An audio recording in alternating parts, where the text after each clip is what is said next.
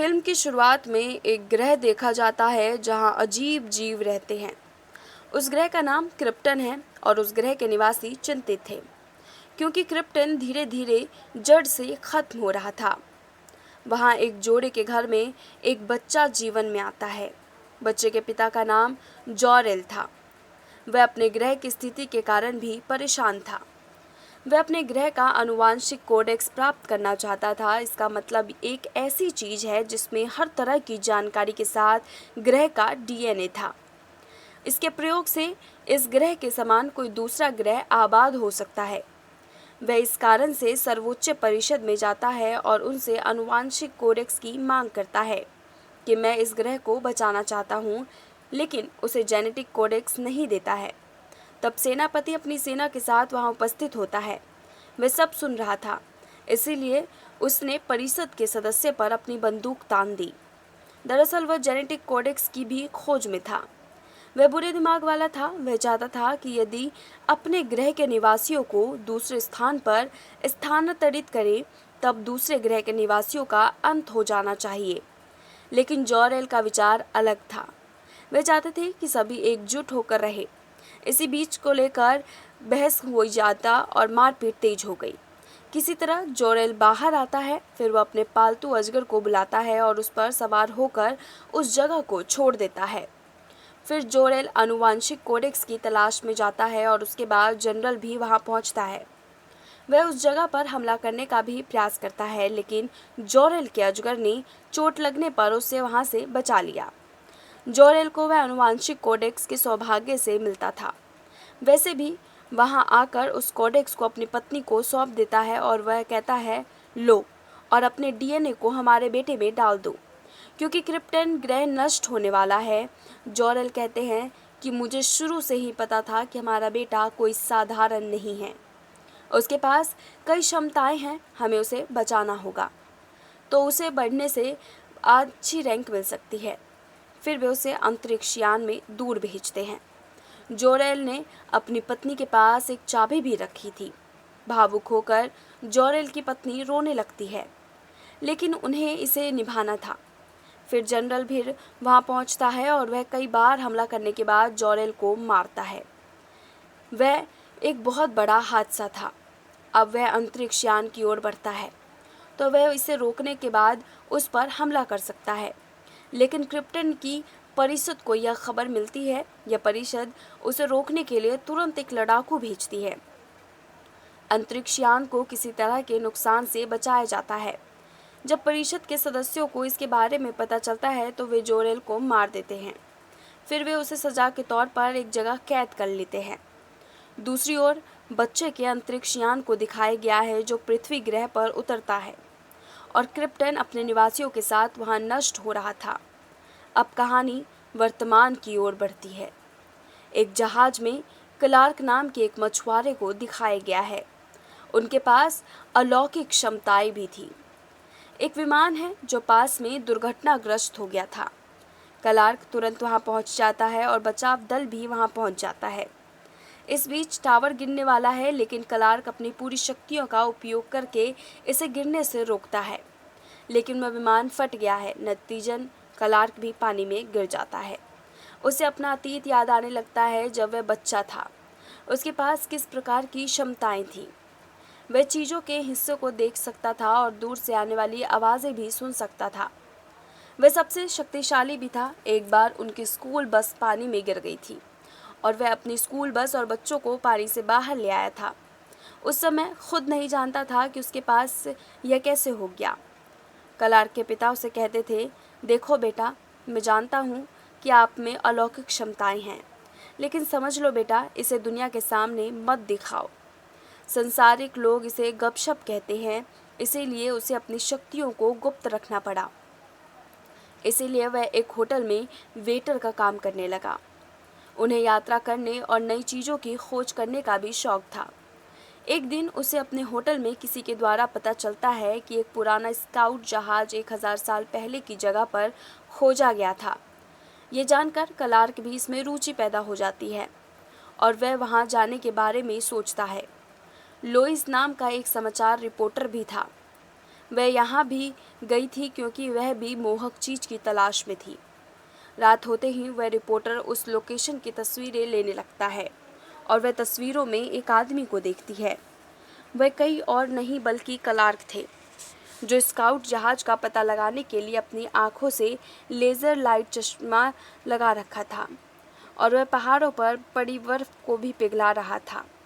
वह उस स्काउट जहाज को अनुकूल से खोजता है।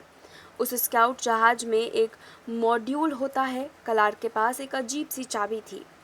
वह केंद्रीय कंप्यूटर को सक्रिय करता है, इसकी कुंजी लगता है, जहां वह अपने पिता जॉरेल के साथ संवाद करने में सक्षम है, जो क्लार्क से कहता है, मेरे बेटे आप आएँ।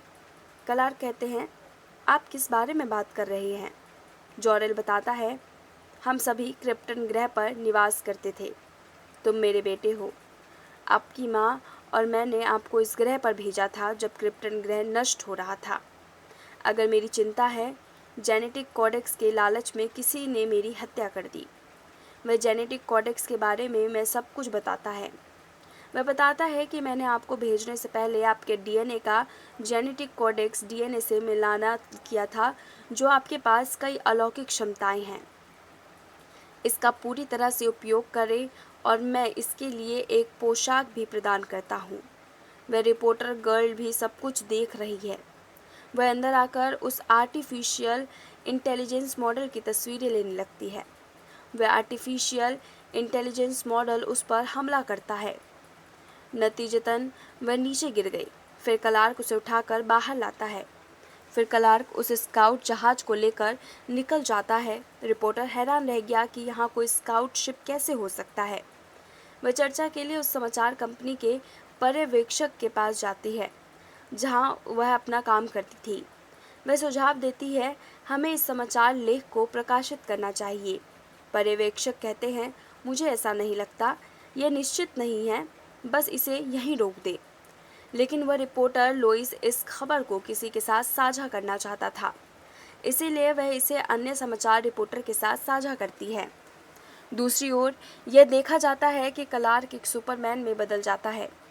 वह बिना किसी डर के अंतरिक्ष में उड़ रहा था। वह हर चीज को निडर होकर चुनौती देना चाहता था। फिर उस रिपोर्टर लोइस को दिखाया जाता है, जो क्लार्क के घर उसकी पोशाक लेकर पहुंचा था।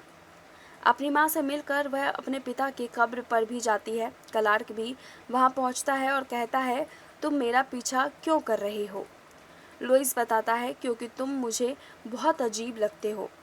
आप अपनी अलौकिक क्षमताओं को दुनिया से क्यों छुपा रहे हैं?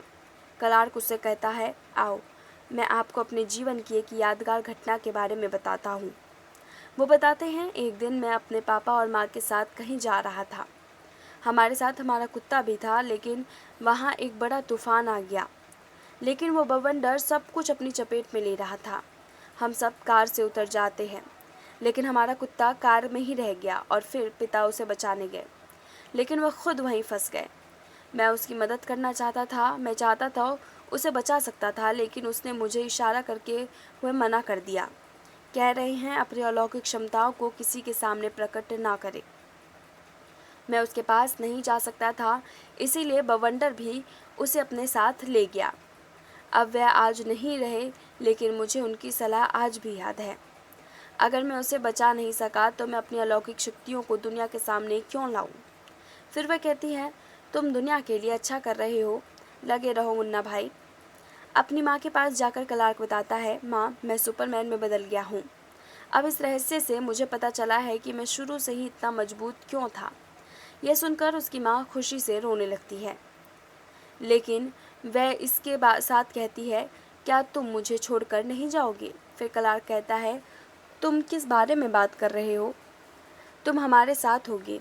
तब देखा गया कि सैनिकों को सैटेलाइट के जरिए कुछ रहस्यमयी तस्वीरें मिलती हैं। वो तस्वीरें इशारा कर रही थीं जैसे एक अंतरिक्ष यान ब्रह्मांड की ओर बढ़ रहा है।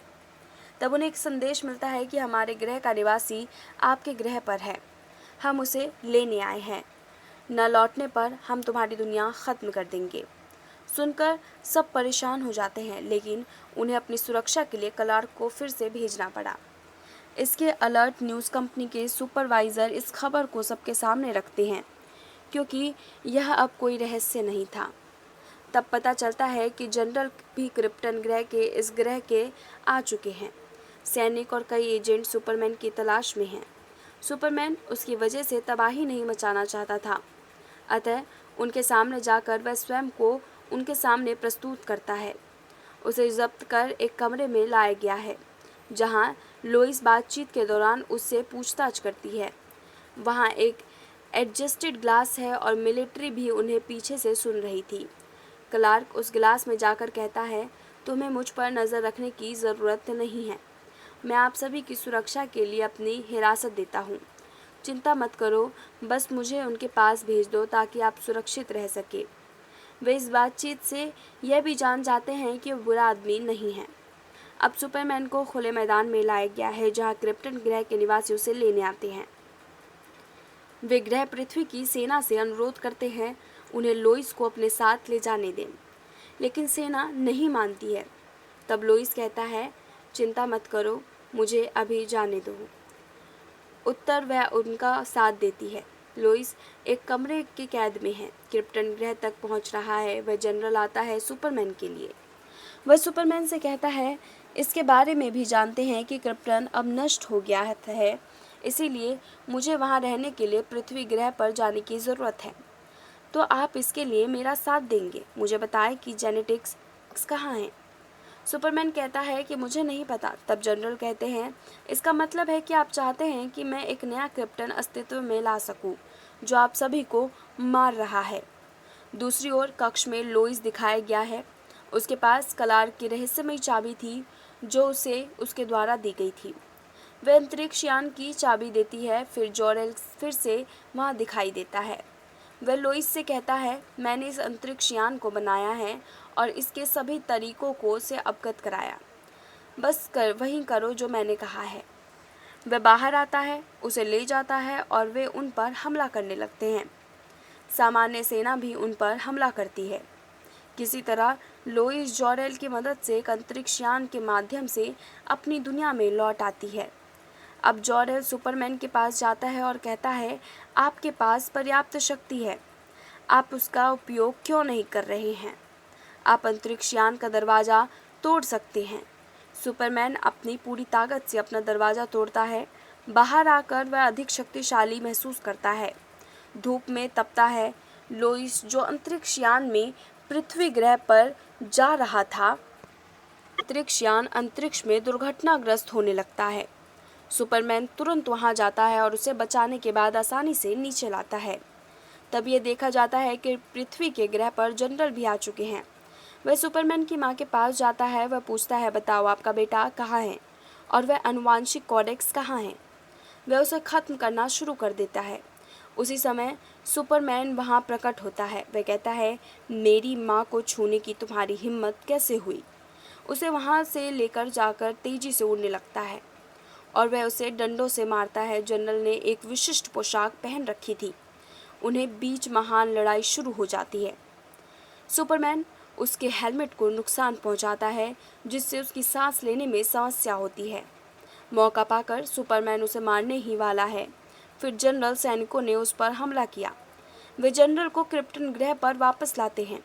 जनरल का परिचारक उसे बताता है कि बस सुपरमैन को यहाँ लाओ, उसके शरीर से कोडेक्स निकालना मेरा कर्तव्य है। या तो तुम मुझे मुर्दा दो या जिंदा दो, मैं कोडेक्स निकालूंगा। यह सुनकर जनरल प्रसन्न होता है, क्योंकि वह पृथ्वी ग्रह पर सहज नहीं था। इसीलिए वह रहस्यमयी धुआं छोड़ते हुए वहां से 2 मशीनें भेजता है और वह धुआं इस ग्रह के वातावरण को क्रिप्टन ग्रह की तरह परिवर्तित कर रहा है। नतीजन निवासी डरते हैं, क्योंकि उनकी वजह से उनके ग्रह का वातावरण बदल रहा था। लोइस सेना प्रमुख के पास जाता है और कहता है, यह मुझे जॉरेल द्वारा बताया गया है। चूँकि इस मशीनों को नष्ट किया जा सकता है अगर अंतरिक्ष यान जिसमें मैंने यात्रा की है उनके साथ दुर्घटनाग्रस्त हो जाता है। तब सुपरमैन कहते हैं वहां आकर, हाँ, आप इस मशीन को अंतरिक्ष यान से मारकर नष्ट कर सकते हैं। और मैं दूसरी मशीन को नष्ट करके वापस आ गया। वहां जाकर सुपरमैन अपनी सारी शक्ति का उपयोग करता है और वह सभी मशीन को बर्बाद कर देता है। विपरीत दिशा में लोइस और सेना प्रमुख उस अंतरिक्ष यान में यात्रा कर रहे हैं। लेकिन जनरल का मुख्य एजेंट उन्हें वहां आकर रोक देता है। अंतरिक्ष यान जहां वे मौजूद हैं, पायलट कहता है, मैं अपने अंतरिक्ष यान को उस मशीन में क्रैश करता हूँ। मुझे अपनी जान की परवाह नहीं है, मैं सिर्फ दुनिया को बचाना चाहता हूँ। ये कहते हुए वह उस मशीन से उस अंतरिक्ष यान को क्रैश कर देता है, जिससे मशीन नष्ट हो जाती है। लेकिन इस दौरान लोइस भी से नीचे गिर रहा है। वह अभी भी हवा में है। फिर सुपरमैन उसे वहां आकर बचाता है और वे पहले की तरह ज़मीन पर उतरते हैं। दोनों मशीनों के खराब होने से लोग असंतुष्ट थे। वे यह सोचकर प्रसन्न थे कि वे बच गए। फिर जनरल फिर वहां दिखाई देता है। वह सुपरमैन से कहता है, तुमने मेरा खेला प्लान खराब कर दिया है, मैं तुम्हें ख़त्म कर दूंगा। ये सुनकर उस पर हमला कर देता है और उनके बीच एक बड़ी लड़ाई शुरू हो जाती है। वे लड़ते हुए एक इमारत में घुस जाते हैं। वहां जनरल अपनी आंखों से वही लेज़र लाइट चमकाना शुरू कर देता है। वह भवन निर्माण में लगे निर्दोष लोगों पर यह प्रकाश डालने लगता है। इससे उनकी जान को खतरा था। सुपरमैन उसे बहुत मना करता है, लेकिन वह रुकता नहीं है, तो सुपरमैन को अनिच्छा से उसे मारना पड़ता है। वह ऐसा काम नहीं करना चाहता था, लेकिन उसे लोगों को बचाना था। उसे मारकर रोने लगता है। एक समय के बाद यह देखा जाता है कि सुपरमैन जो क्लार्क है, वह एक समाचार रिपोर्टर के साक्षात्कार के लिए लोइस जाता है। लोइस उसे एक नौकरी देता है और मुस्कुराते हुए उससे कहता है, नए ग्रह में आपका स्वागत है। फिल्म भी इसी सीन पर ख़त्म होती है। देखने के लिए धन्यवाद।